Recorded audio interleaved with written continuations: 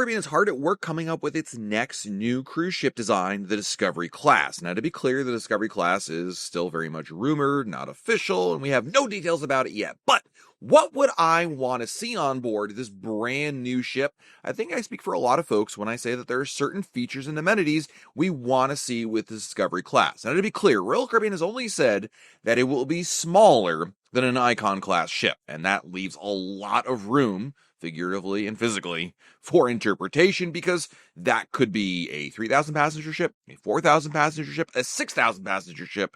I think it's personally going to be closer to like the 4,000 number, but I'm just guessing here. But for today's video, I wanted to share the 5 things I want to see on the Discovery class ships, and a couple things that I don't want to see on board.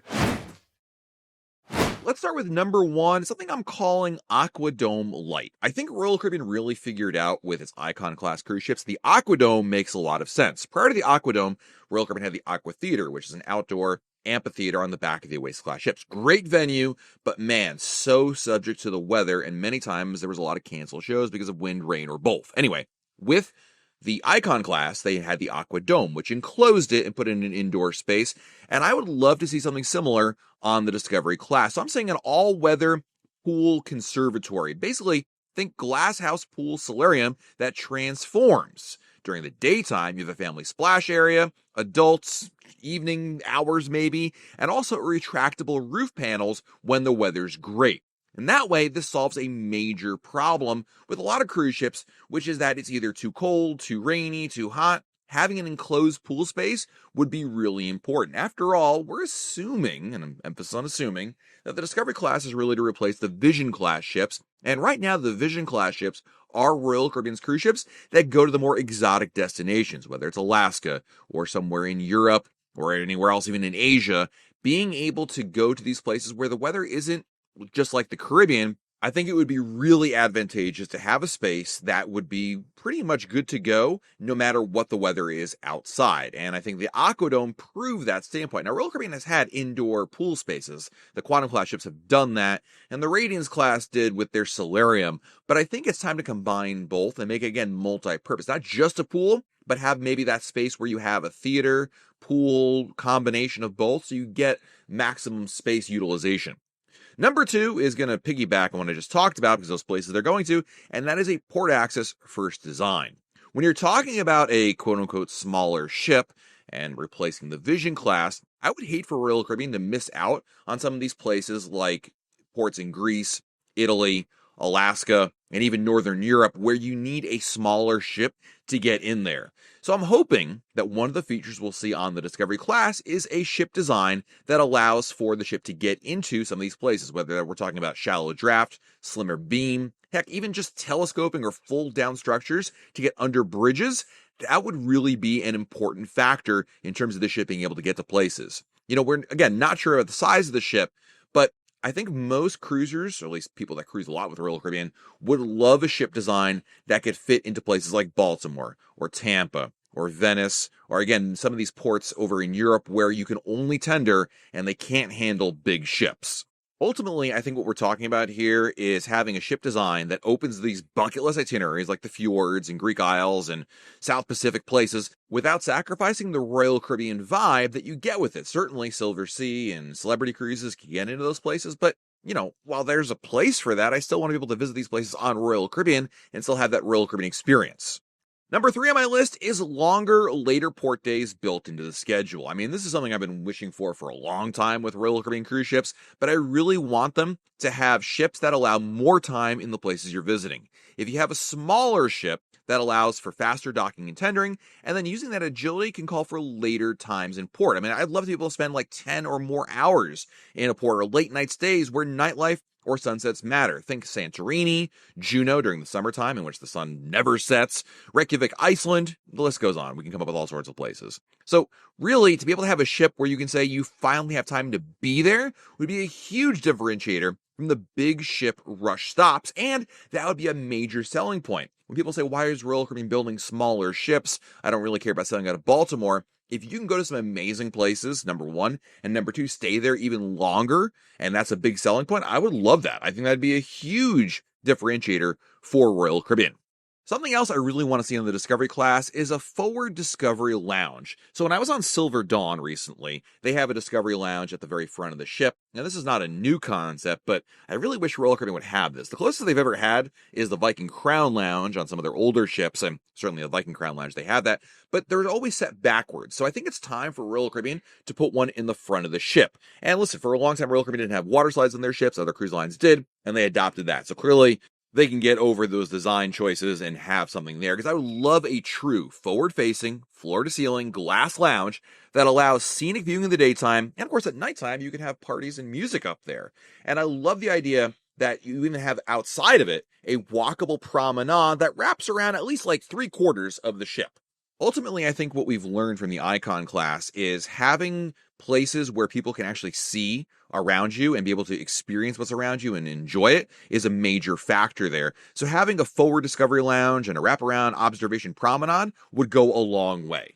And then for number 5, I thought, well, Matt, I haven't thought about food yet on this video. So how about a completely new idea, a global eats marketplace? Ever since Royal Caribbean added the Aquadome Marketplace, I thought this is a really neat idea, but how about you tie that kind of concept of a food hall, but also to the places you're visiting, or at least more of a world cuisine marketplace. And so having one core marketplace venue that rotates regional menus tied to the itinerary, like Tapas Night in Spain, Fjord Seafood Bar in Norway, or just simply being able to celebrate foods from around the world. And the Aquadome Marketplace kind of does that already, but I think they really need to lean into this concept even more with the Discovery class. People love to eat on cruise ships. There's no doubt about that. I know I do as well. But having more than just the same old is a big factor. And I think that Aquadome Marketplace hit 2 main important pieces. One, it's complimentary and quick, so that means you can get in, get out, get your food and what you want, and you're good to go. But also number 2, and even more important than that, like really good food. Like not just like, okay, here's the same sandwiches, burgers, and pizza we serve elsewhere. This is completely different food, and in a lot of cases, they're ethnic food from around the world. So I'd love to see Royal Caribbean go even further into that, and having a rotational option makes it even better, because that way they can change things up and not have it feel like, well, I've already eaten there before. It adds a different dimension to it, and if they can lean into the places they're visiting, all that much more better.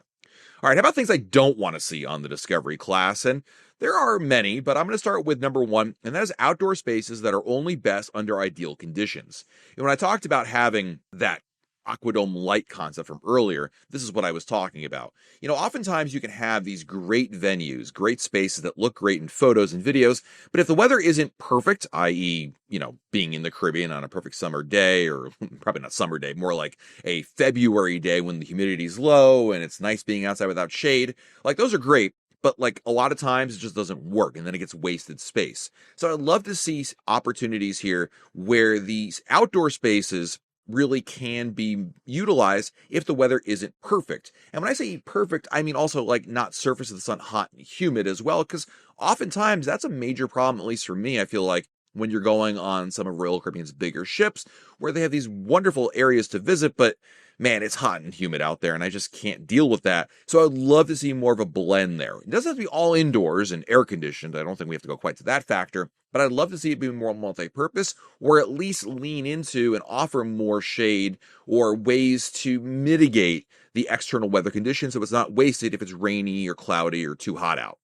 Number 2 are too few family activities. So this is still a Royal Caribbean cruise ship. And before we get carried away with the design of a smaller cruise ship and assume that it's some sort of a library or a baby boomer-esque, like, you know, let's keep the volume down type experience, this is a family cruise line. Royal Caribbean has always been a family cruise line.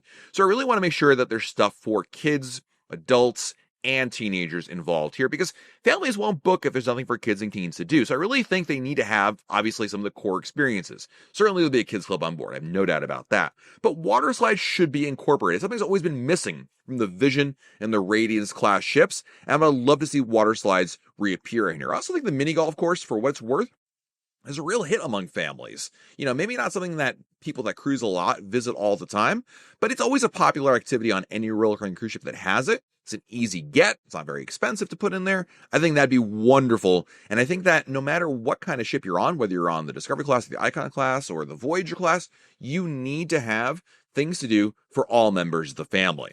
And lastly, An inward-facing design, I think, would be a mistake. Once again, let's take a lesson from the Icon class. People like being able to see where they are in the world, even when they're inside the ship. Windows, balconies, outdoor spaces, promenade decks, whatever you need to do, have that incorporated with this new design, because I really love that they did that with the Icon class, having more of an open view. One of the top complaints I've always heard about Royal Caribbean's Oasis class ships from new cruisers is it's great, but I can never look outside. I never know where we are. I don't know what it looks like outside because all of the venues are dark and enclosed. So let's once again borrow another idea from the Icon class and make it very outward facing and not inward facing. All right, there you have it. Some of the things I would love to see on Royal Caribbean's Discovery class, and a couple things I don't want to see on it. We'll have to see at the end of the day which of these actually get granted as a wish or not. But I'm curious, what do you think about the Discovery class, and what features would you want to know about it? Share your thoughts in the comments below. And up next, I've got a video here all about what we actually do know about the Discovery class, so that way you can be prepared for whenever Royal Caribbean actually makes the big announcement. This has been Matt from RoyalCaribbeanBlog.com, and we'll talk again real soon.